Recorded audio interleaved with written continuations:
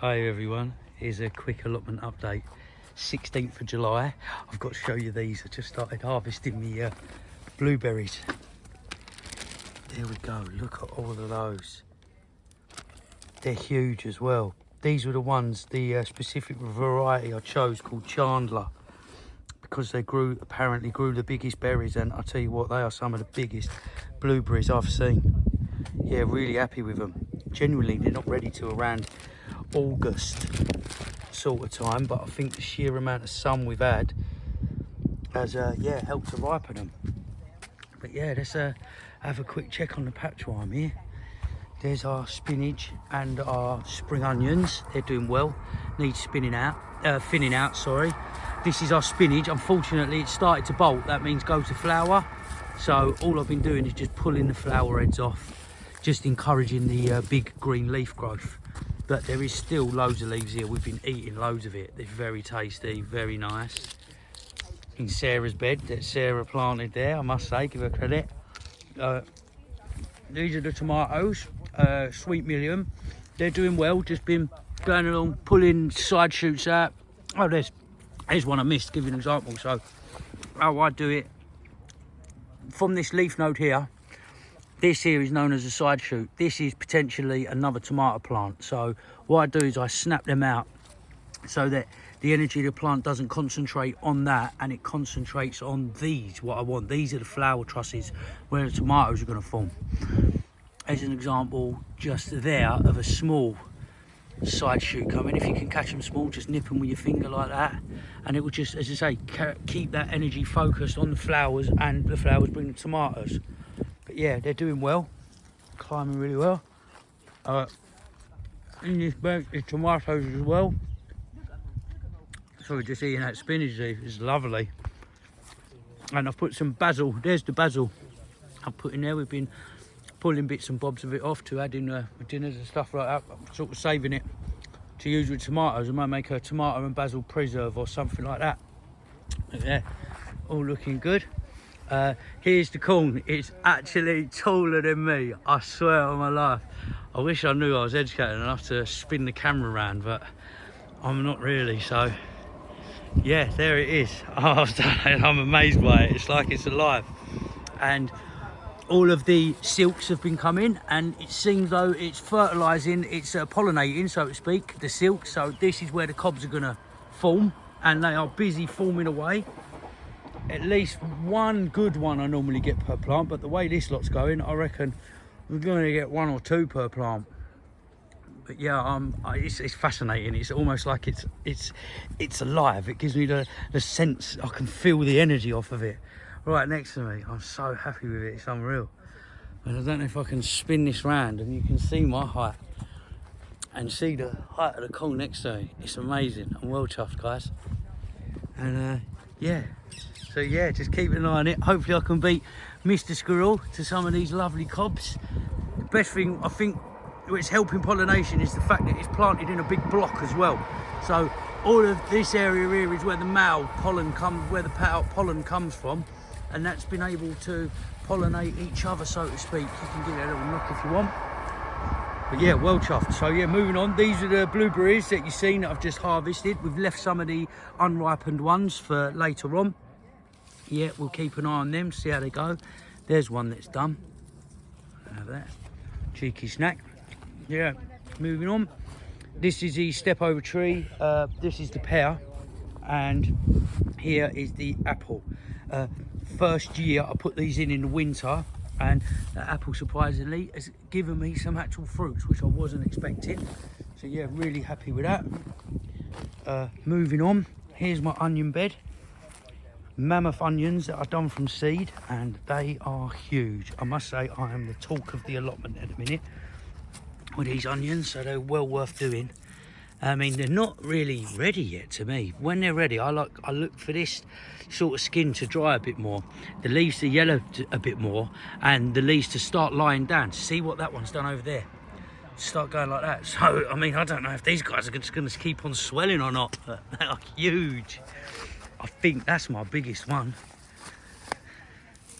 I mean, that is in millimeters, guys. That is about 100 mil or so, maybe bigger. 100 mil is around the 4-inch, 5-inch diameter mark. So, yeah, well chuffed. Here's the cheeky row of beetroot I sowed in between. It's not done very well at all. There's only a couple of beets that's come through, and I did do a full row of carrots, and it seems though 1, 2, 3, 4, 5 or 6 carrots have made it through.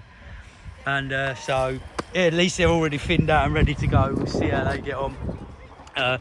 Here's the potato beds and onion beds and climbing French bean bed. These are the main crops, so I'm not going to be harvesting these till around the September mark. These are my green beans, climbing French beans, Blue Lake. I'm just starting to see some flowers, but I won't lie, I'm not 100% happy with these guys compared to the beans that I've done from seed in my garden at the same time.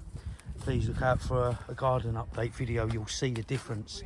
They just don't seem to be getting the oomph. Maybe it's a couple of things. It could be the mushroom compost that I've got on top of it all in here. It could be the fact that I planted in 2 together. I left them in compostable, corrugated, sort of, you know, brown paper pots. I left them in there and just planted them in. So maybe that's happened. Maybe it's the fact that I didn't really acclimatise them that well. But hey, you live and learn. I was expecting to have this absolutely covered by climbing French beans now, but we'll see what happens. So yeah, moving on, these are more main crop potatoes. These are the Desiree or the Satanta, something like that. As I say, trying to go more permaculture. I've even got a cheeky kale, Calvolo Nero, something like that, over the back there. It's very tasty. Moving on here, these are the second early potatoes. I believe these are Charlottes. These are actually, either these are Charlottes or Maris Piper, or they're the Charlottes and Maris Piper, one of the two. Looking, they seem more like the Charlottes because you see how the foliage is dying. That's near enough telling me that the potatoes are ready in the ground. There's a cheeky candula that I planted that's come through there. These are cucumbers hiding in there, and they seem like they're doing okay. We've got lots of flowers. This is a variety called La Diva. It's supposed to be only female flowers, but I have noticed the odd male flower here or there. I won't lie. I'm just seeing if I could show you any cheeky cucumbers, but I'm not actually looking to start harvesting any cucumbers at this level. I'm hoping these ones are going to produce some nice cucumbers for me. But yeah, it's looking healthy. I'm happy. Another candula, another Calvolo Nero. Doing all right. Yeah, potato bed. I'm sure these are the Charlottes. In fact, I'm going to go as far as to show you. So no dig method, shouldn't be any digging needed. Let's see what we get. Yeah, they're Charlottes all day long. Look at all of them. That's lovely. Definitely telltale Charlotte, long sort of potato. They're huge. Yeah, I'm really happy with them. Really happy with them. And that's the glory of it. No dig, just go through your hand and pick them out. I'll be having these for dinner tonight. We actually came over here to get some potatoes and some of the kale, the Calvolo Nero, and a couple of these small onions that haven't really done very well. But yeah, there you go. And that's just one plant out of around 6 or 8 off the top of my head. To give you an example of how much you've got. See that?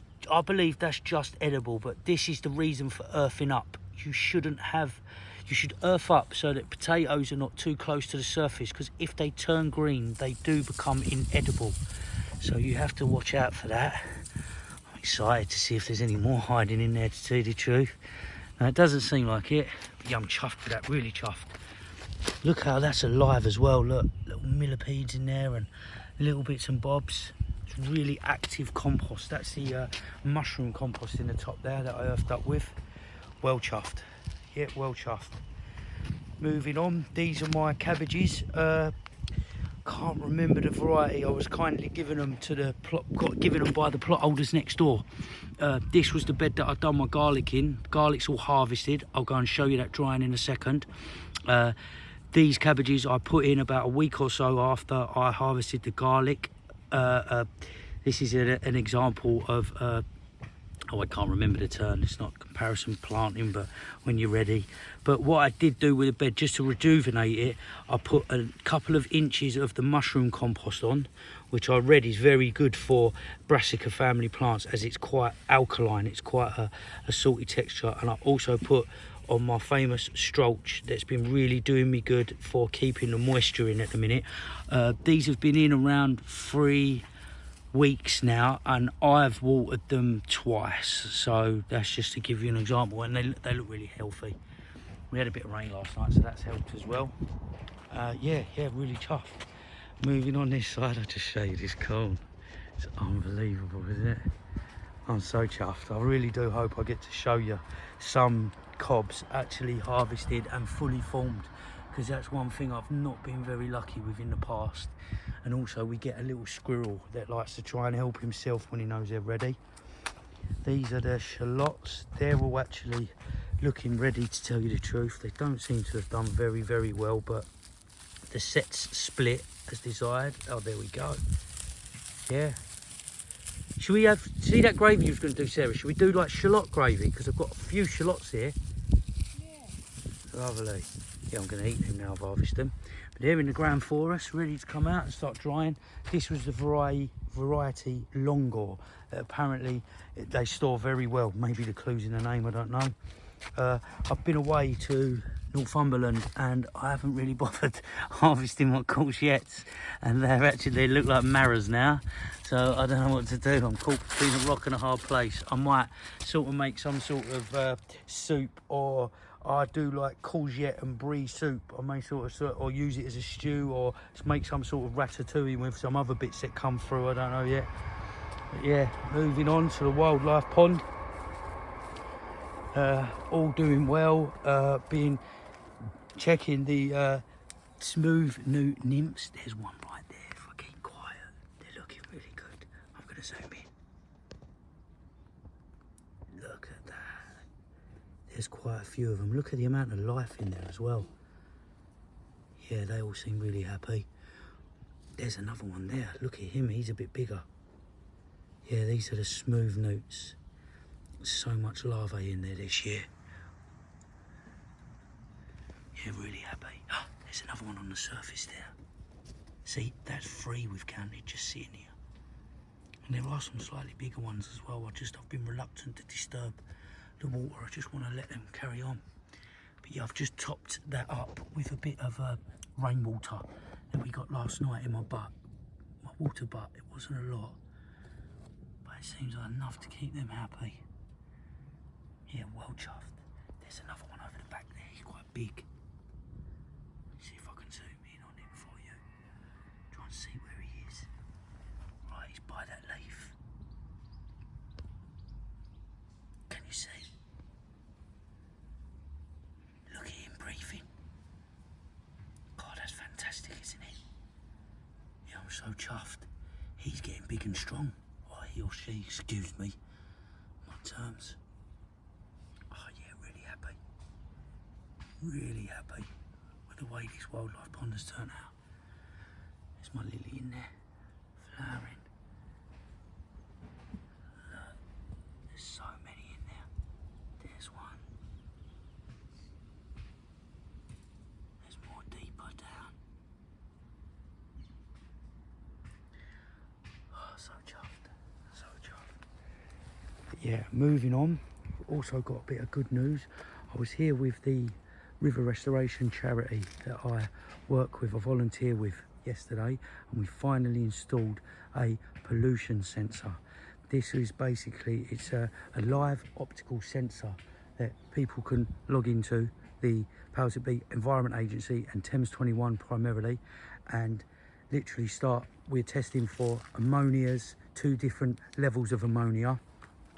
We're testing pH, we're testing turbidity and oxygen saturation, and it's been tasked to me just to keep an eye and help maintain the sensor and change the sample optic chips when it needs. But there it is, it's actually laying on its side at the moment. The top part there is a GPS sensor, and so that people can log on to it and view in live form the levels that it's actually reading. And yeah, the water's flowing away through the sensor there. So yeah, I'm just really happy, and it's really positive for the future health of this river, because there's definitely something wrong with it. I mean, you can even, if you could have like some sort of smell-o-vision, you know what I'm talking about. You can smell the pollution in it, so to speak. What the hypothesis is, and also see all of this is known as sewage fungus. It's a bacteria that only starts to form in the presence of raw sewage, and it's not an actual mushroom. As I said, it's a bacteria, but that's definitely an indicator of raw sewage getting through into this brook. And the hypothesis is further up the brook, it actually goes underneath Parzo's Park, etc., and who knows how far it goes. There's a lot of talk of where it goes, but the theory is that there's a lot of misconnections, i.e. people have plumbed their new toilets that they've put into a fresh water gully that has literally ended up getting into here, because this is the Goresbrook in Dagenham is an actual tributary of the River Thames. So where we are at the top of Goresbrook Park, the brook is culverted underneath Parzo's Park, and it's been heard and spoken about that it goes all the way up into Chadwell Heath, into Freshwater Road, Dagenham, where there used to be an old dairy, and it carries on downstream from Parzo's Park to the Thames. Is around 7 kilometres, I believe, and yeah, it goes out into the Thames. So I've just been working on it to improve the health for us and everyone around us, and yeah, it's just really positive that we've had this sensor installed yesterday. I'm really happy. Yeah, and that's about it, guys. I'm going to let you go now. It was going to be a quick update, and it's ended up 16 minutes, but thanks everyone for taking the time to have a look. I really appreciate you guys, and yeah, be lucky. Over and out.